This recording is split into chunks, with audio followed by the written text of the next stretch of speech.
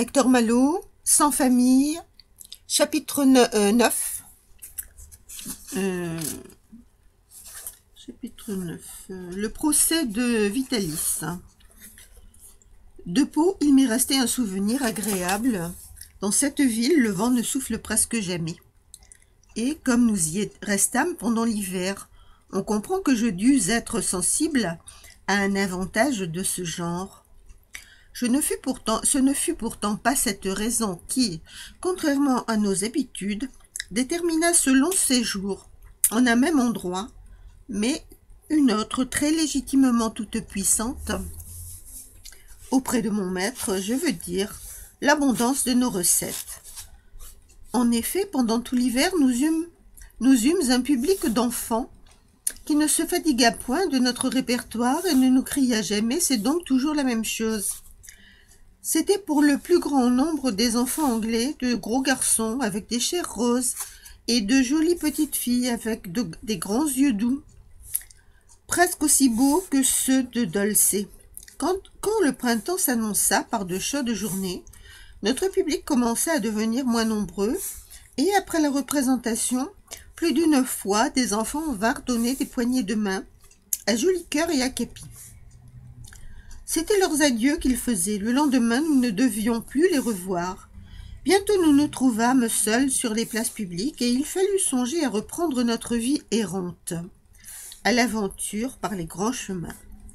Pendant longtemps, je ne sais combien de jours, combien de semaines, nous allâmes devant nous, suivant des vallées, escaladant des collines, laissant toujours à notre droite les cimes bleuâtres des Pyrénées, semblables à des entassements de nuages. Puis un soir, nous arrivâmes dans une grande ville située au bord d'une rivière, au milieu d'une plaine fertile. Mon maître me dit que nous étions à Toulouse et que nous y resterions longtemps. Comme à l'ordinaire, notre premier soin le lendemain fut de chercher des endroits propices à nos représentations. Nous en trouvâmes un grand nombre car les promenades ne manquent pas à Toulouse, surtout dans la partie de la ville qui avoisine le jardin des plantes. Il y a là une belle pelouse ombragée de grands arbres sur laquelle viennent déboucher plusieurs boulevards qu'on appelle des allées. Ce fut dans une de ces allées que nous nous installâmes et dès nos premières représentations, nous eûmes un public nombreux. Par malheur, l'homme de police qui avait la garde de cette allée vit cette installation avec déplaisir, et soit qu'il n'aimât pas les chiens, soit que nous fussions une cause de dérangement dans son service, soit toute autre raison, il voulut nous faire abandonner notre place.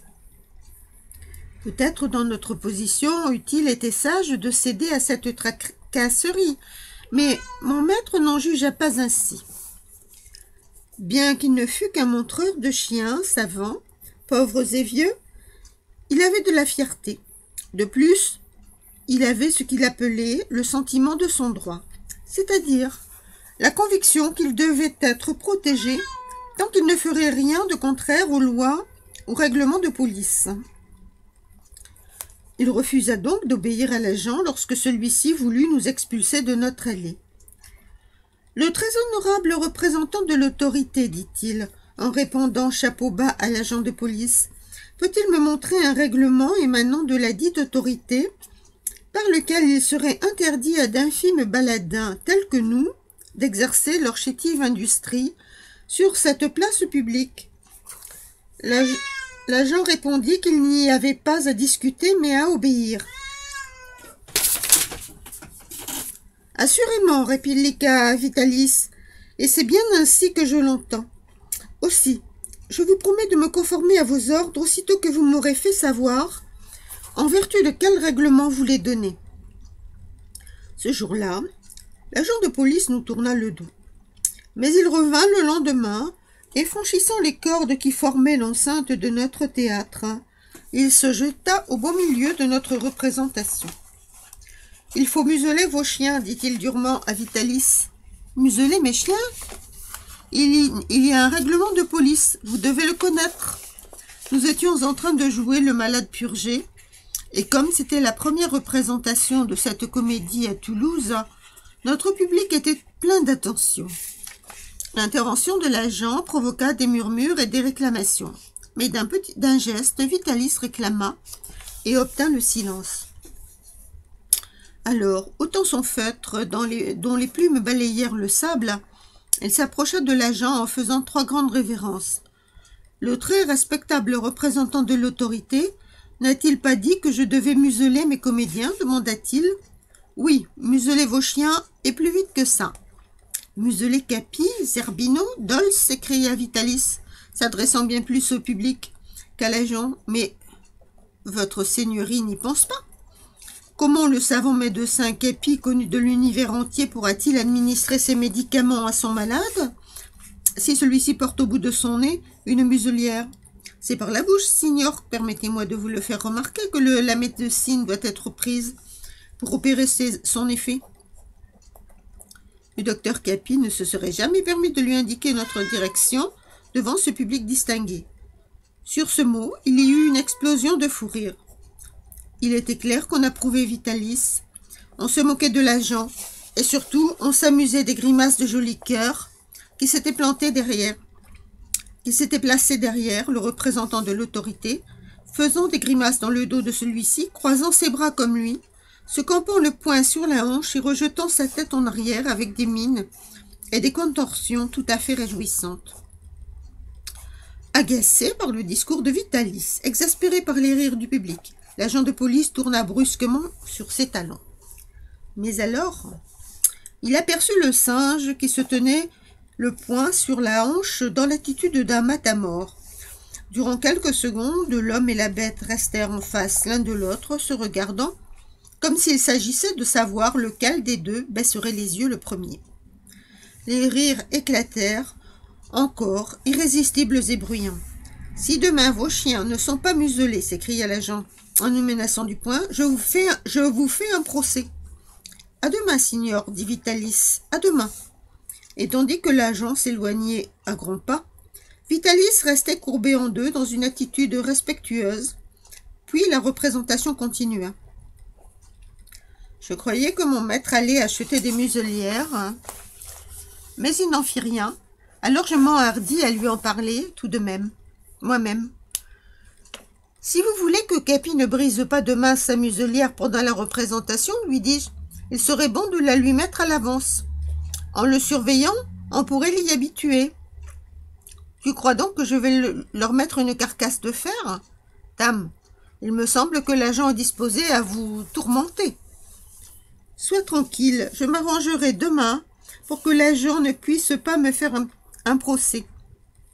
Et en même temps pour que mes élèves ne soient pas trop malheureux. D'un autre côté, il est bon aussi que le public s'amuse un peu. Cet agent nous procurera plus d'une bonne recette. Il jouera sans douter un rôle comique dans la pièce que je lui prépare. Cela donnera de la variété à notre répertoire et n'ira pas plus loin qu'il ne faut. Pour cela, tu te rendras tout seul demain à notre place avec joli cœur, tu tendras les cordes, tu joueras quelques morceaux de harpe, et quand l'agent sera arrivé, je ferai mon entrée avec les chiens. C'est alors que la comédie commencera. Il ne me plaisait guère de m'en aller seul, ainsi préparer notre représentation, mais je commençais à connaître mon maître, et il était évident que dans les circonstances présentes, je n'avais aucune chance de lui faire abandonner l'idée de la petite scène sur laquelle il comptait. Je me décidai donc à obéir. Le lendemain, je m'en allai à notre place ordinaire et je tendis mes cordes. J'avais à peine joué quelques mesures qu'on accourut de tous côtés et qu'on s'entassa dans l'enceinte que je venais de tracer. Ceux qui avaient assisté la veille à la scène de l'agent de police étaient revenus et ils avaient amené avec eux des amis. On aime peu les agents de police à Toulouse et l'on était curieux de voir comment le vieil Italien se tirerait d'affaire. Aussi, en me voyant seul avec joli cœur, plus d'un spectateur inquiet m'interrompait-il pour me demander si l'Italien ne viendrait pas. Ce ne fut pas mon maître qui arriva, ce fut l'agent de police. Joli cœur l'aperçut le premier et aussitôt se campa la main la main sur la hanche et, rejetant la tête en arrière, il se mit à se promener, en long et en large, raide, cambré, avec une prestance ridicule. Le public partit d'un éclat de rire et applaudit. L'agent fut déconcerté, et il me lança des regards furieux. Bien entendu, cela redoubla l'hilarité du public.